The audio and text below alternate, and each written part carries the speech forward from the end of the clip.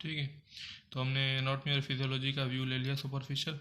अब हम आते हैं पैथोलॉजी पे। तो इसकी disease of the drainage system पे ले आते हैं। ठीक है, ड्रेनेज सिस्टम में कौन कौन से पार्ट आ रहे थे हमारे, याद कर ले कि उसमें पंक्टाई आ रहा था, कैनालिक्यूल आ रहा था, लेक्रिमल सेक आ रहा था और नेज़ोलेक्रिमल डक्ट आ रहा था।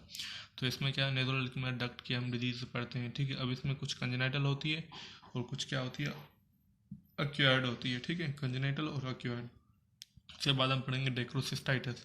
ये आगे पढ़ेंगे कि डेक्रोसिस्टाइटिस क्या है, उसमें भी क्या होती है, एक अक्यूट होती है, एक क्रोनिक होती है। ठीक है, तो सबसे क्या पहले क्या है, कंजेनाइटल नेज़ोलेक्रिमल डक्ट ऑब्स्ट्रक्शन।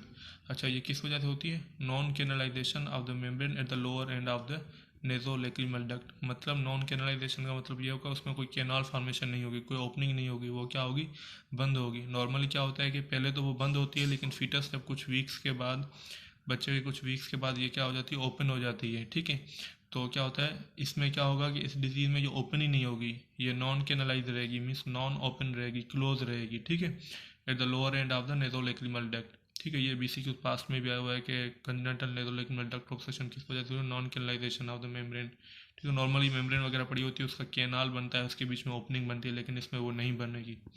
ठीक है, तो ये क्लोज रहेगी। इसका मोस्ट कॉमन जो सिम्टम होगा, ठीक है, सब इसका मोस्ट कॉमन सिम्टम क्या होगा, अगर ये मेम्ब्रेन हमारी बनी नहीं रही, नेज़ोलेक्रिमल डक्ट हमारी बनी नहीं और मेम्ब्रेन यहाँ पर क्लोज रह रही है। ठीक है, तो इससे क्या हो जाएगा कि टीयर ड्रेनेज पूरी हमारी रुक जाएगी, यहाँ पर ब्लॉकेज आएगी तो यहाँ पर भी ब्लॉकेज, यहाँ पर ब्लॉकेज, टीयर पूरा भरते जाएंगे। और आखिर ऐसा वक्त है जब यहाँ तक भर जाएंगे तो उसके बाद इसमें दूसरे टीयर्स नहीं आ पाएंगे। लेकिन यहाँ से सीक्रेट तो हो रहे होते हैं ना हमारे टीयर, तो क्या होगा, अब टीयर यहाँ से सीक्रेट होंगे, यहाँ से नहीं जा सकते क्योंकि ये पूरा ब्लॉक हो गया है। पहले यहाँ ब्लॉक हुआ, फिर ये पूरा भर गया, तो क्या करेंगे, टीयर अब यहाँ से हमारे चीक्स पे आना शुरू कर देंगे, लोअर आईलिड से हमारे चीक्स पर गिरना क्या कर देंगे, शुरू कर देंगे। इस कंडीशन को हम बोलते हैं एपीफोरा। एपीफोरा को हम कैसे डिफाइन करते हैं, excessive watering of the eye. ये आगे लिखी हुई डेफिनेशन हम पढ़ेंगे डिटेल में। Excessive watering of the eye due to the drainage blockage. Excessive watering of the eye due to drainage blockage. एक लेक्रीमेशन होता है, लेक्रीमेशन अलग चीज़ है। ठीक है, लेक्रीमेशन अलग चीज़ है और एपीफोरा अलग चीज़ है। ये हम आगे पढ़ेंगे जब इन दोनों को डिस्कस करेंगे। ठीक है, अच्छा, एपीफोरा बस इतना याद कर ले कि एक्सेसिव वाटरिंग होती है, लेक्रीमेशन भी एक्सेसिव वाटरिंग होती है, लेकिन दोनों का काज अलग है। एपीफोरा जो है वो क्या है, एपीफोरा ड्रेनेज के ब्लॉकेज की वजह से एक्सेसिव वाटरिंग हो, और लेक्रीमेशन क्या होती है, ड्रेनेज की ब्लॉकेज ना हो लेकिन टीयर की प्रोडक्शन इंक्रीज हो जाए, जो यहाँ से पूरी ना हो सके, यहाँ भी जाए लेकिन यहाँ से भी बाहर आना शुरू हो जाए। ठीक है, तो एपीफोरा क्या है, एक्सेसिव वाटरिंग, ये भी एक्सेसिव वाटरिंग, लेकिन क्या है इसका काज क्या है कि इसकी ड्रेनेज की ब्लॉकेज हो जाए, और लेक्रीमेशन का काज क्या है कि इंक्रीज प्रोडक्शन की वजह से हो। ठीक है, अब इसका जो भी डिजीज़ हम पढ़ेंगे ड्रेनेज सिस्टम की, उसमें सबसे मोस्ट कॉमन सिम्टम जो हमें मिलेगा वो एपीफोरा ही मिलेगा। ठीक है, नॉन कैनलाइजेशन हो गई और ये एपीफोरा इसका सिम्टम हो गया। ठीक है, दूसरे क्लिनिकल फीचर्स इससे क्या होगा, ये ज़्यादातर क्या होता है, बायोलेटरली होता है। ठीक है, अब इसकी आप देख लें, यहाँ पर ये देखें, ये पेशेंट बच्चा है जिसको क्या होगी, ये नेज़ोलेक्रिमल डक्ट ऑब्स्ट्रक्शन है। ठीक है, तो इसका क्या हो रहा है, यहाँ पर पस हो रही, पस आ रही है ना, पस प्यूलेंट डिस्चार्ज आ रहा है, म्यूकोप्यूलेंट डिस्चार्ज हो रहा है, क्योंकि टीयर्स इसके अंदर नहीं जा रहे, तो यहाँ पर क्या पस फॉर्मेशन वगैरह हो गया, बैक्टीरियल इन्फेक्शन वगैरह हो गया है। ठीक है, तो क्लिनिकल फीचर्स क्या मिलेंगे, म्यूकोप्यूलेंट डिस्चार्ज मिलेगा। ठीक है, नियर द मीडियल कैंथस, ऐसी बात है, ये कौन सा होता है, मीडियल कैंथस, ये एस आई का मीडियल कैंथस, ये एस आई का मीडियल कैंथस। ठीक है, और उससे क्या, रिगर्जिटेशन टेस्ट पॉजिटिव। अब रिगर्जिटेशन टेस्ट क्या होता है कि हम यहाँ पर ना अपना थंब रख कर और प्रेस करते हैं। ठीक है, लेकिन वर्सेक पे जब यहाँ पर प्रेस करते हैं तो क्या होता है कि यहाँ से ना म्यूकोप्यूलेंट डिस्चार्ज आना शुरू हो जाता है। जब हम यहाँ पर जैसे ही प्रेस करेंगे तो क्या होगा कि यहाँ से ना पस निकलना शुरू हो जाएगी, तो क्या होगा, ये रिगर्जिटेशन टेस्ट। रिगर्जिटेट का मतलब होता है वापस आना, निकलना। तो यहाँ से क्या होगी, अगर कोई यहाँ पर ऑब्स्ट्रक्शन होगी और कोई इन्फेक्शन हो गया होगा तो यहाँ पस बन गई होगी अंदर। अब जैसे हम प्रेस करेंगे तो ये पस क्या आ जाएगी, आपकी बाहर आ जाएगी। ठीक है, जिसको हम म्यूकोप्यूलेंट डिस्चार्ज बोल रहे हैं। तो तीन इसके मेन फीचर्स हमने पढ़ लिए। एक तो हो गया एपीफोरा, मोस्ट कॉमन सिम्टम जो कि तकरीबन सब में आने वाला है, मेन सबसे।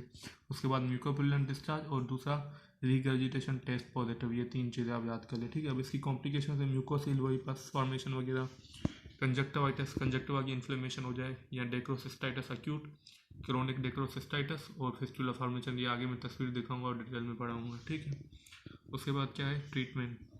अब ट्रीटमेंट में एक तो इसका यह हो गया कि हम मसाज करें लेक्रीमल से, एक आगे हो सकता है उससे ओपन हो जाए। ठीक है, ठीक है, तो मसाज करेंगे, यहाँ पर ना मसाज करेंगे। ठीक है, यहाँ पर मसाज करेंगे। इस मसाज को हम दूसरा बोलते हैं क्रिगुलर मसाज। ठीक है, या दूसरा इसके पास एंटीबायोटिक्स वगैरह है, लेकिन मेन पेपर के हिसाब से हम पढ़ रहे हैं बस। तो सर्जिकल दूसरी ट्रीटमेंट इसकी क्या होगी, सबसे पहले सर्जिकल ट्रीटमेंट होती है प्रॉबिंग होती है, ठीक है। अब प्रॉबिंग में हम क्या करते हैं, एक प्रोब होती है बिल्कुल पतली नीडल टाइप होती है, ठीक है। हम उसको यहाँ से यूँ पास करते हैं, ठीक है।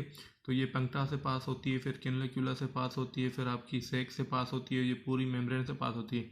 तो अगर यहाँ पर कोई ऑब्स्ट्रक्शन वगैरह होती है तो ये इसको क्या कर देती है, ख़त्म कर देती है। इस पूरे प्रोसेस को हम क्या बोलते हैं, प्रॉबिंग बोलते हैं। कि भाई नीडल टाइप होती है, हम पूरा पंक्टा से, कैनुलिकुला से, सेक से, नेज़ोलेक्युलर डक्ट से पास करते हैं, ताकि अगर यहाँ पर बीच में कोई भी ऑब्स्ट्रक्शन है तो वो क्या हो जाए, ख़त्म हो जाए, ठीक है। ये क्या हो गई आपकी प्रॉबिंग। उसके बाद दूसरी आपकी क्या हो गई, प्रॉबिंग को हम पढ़ लेते हैं कि प्रोब इज पास्ड, एक प्रोब पास करते हैं थ्रू द पंक्टम, कैनुलिकुला, लेक्रिमल सेक, ठीक है, इनटू द नेज़ोलेक्युलर डक्ट। ये पूरे पैसेज पास करते हैं to overcome obstructive membrane at the lower end of the nasolacrimal duct, जाके जो ऑब्स्ट्रक्शन वगैरह या मेम्ब्रेन वगैरह पड़ी हुई है जिसकी वजह से ब्लॉकेज हो रही है तो वो ख़त्म हो जाए नेज़ोलेक्युलर डक्ट के पास, ठीक है। अच्छा, उसके बाद क्या है, सिरिंजिंग। सिरिंजिंग क्या करते हैं, हम इसमें फ्लूइड वगैरह डालते हैं, ठीक है, और ओपनिंग को चेक करते हैं। हम क्या करेंगे, यहाँ पर इसमें फ्लूइड डाल देंगे ऊपर आई में, ठीक है, और उससे क्या करेंगे हम, फिर उसको हम देखेंगे कि वो नोज से मिल रहा है या नहीं मिल रहा है, ठीक है। सिंपली यहाँ पर हम फ्लूइड डाल देंगे और उससे हम देखें सेलाइन वगैरह, तो उससे क्या करेंगे, हम नीचे देखेंगे कि नोज में हमें फ्लूइड मिल रहा है या नहीं मिल रहा है। अगर मिल रहा है तो इसका मतलब कि हमारा ये पूरा ड्रेनेज सिस्टम ओपन है, अगर नहीं मिल रहा तो इसका मतलब ये पूरा क्या है, क्लोज है। तो इसको कंफर्म करने के लिए हम क्या बोलते हैं, सिरिंजिंग। ये दूसरे नंबर पे आती है, ठीक है। और उसके बाद तीसरी क्या होगी, इंट्यूबेशन विद सिलास्टिक ट्यूब, ठीक है। इसमें क्या होता है, हम एक ट्यूब होता है सिलिकॉन ट्यूब, ठीक है, सिलिकॉन ट्यूब होता है ऐसे, ठीक है, दोनों तरफ से ओपन होता है, एक ट्यूब की तरह होता है। तो हम क्या करते हैं इसको, फॉर सपोज ये हमारी क्या है, एक ऑब्स्ट्रक्टेड नेज़ोलेक्युलर सेक है, तो इस ट्यूब को हम क्या करेंगे, इसके अंदर ना पुट कर देंगे, ठीक है, इसके अंदर क्या कर देंगे, पुट कर देंगे। तो ये जो ऑब्स्ट्रक्टिव है, अब यहाँ से ट्यूब पूरी पुट की, ठीक है, ये पूरी हमने ट्यूब डाल दी, तो क्या होगा कि ये पूरी जो मेम्ब्रेन है या जो डक्ट है ये ओपन हो जाएगी। डक्ट ओपन हो जाएगी तो जो टीयर्स है वो इसमें से आना शुरू हो जाएंगे, ड्रेनेज होना शुरू हो जाएंगे, ठीक है। उसके बाद क्या है, बेलून कैथेटर डालेंगे। हम एक कैथेटर डालेंगे, उस पर ऊपर क्या लगा होगा, बलून लगा हुआ होगा, ठीक है। फॉर सपोज ये कैथेटर है एक, ठीक है, ठीक है, और इसके बाहर से क्या होगा, बलून होगा, ठीक है, ये एक बलून है, ठीक है। हम क्या करेंगे, इसको अंदर यहाँ पर डाल के फिर उसमें बलून में जैसे हवा भरेंगे तो ये क्या हो जाएगा, बलून डायलेट होगा। जैसे बलून डायलेट होगा तो ये हमारे जो डक्ट है, नेज़ोलेक्युलर डक्ट जो बंद हुई पड़ी है वो भी क्या हो जाएगी, इससे फूल जाएगी, ओपन हो जाएगी, ठीक है। तो इसको हम क्या बोलेंगे, बलून के dilatation of the nasolacrimal duct. उसके बाद सर्जिकल प्रोसेस हमारा हो गया डीसीआर। तो डीसीआर हम जब आगे पहले वाले प्रोसीजर्स फेल हो जाएंगे सारे, सबसे पहले प्रॉबिंग की, फिर हमने सिरिंजिंग के बाद इंट्यूबेशन और बैलून कैथेटर, ये सारे फेल हो गए तो उसके बाद हम डीसीआर करेंगे। डीसीआर हम आगे पढ़ेंगे कि इसमें क्या होता है।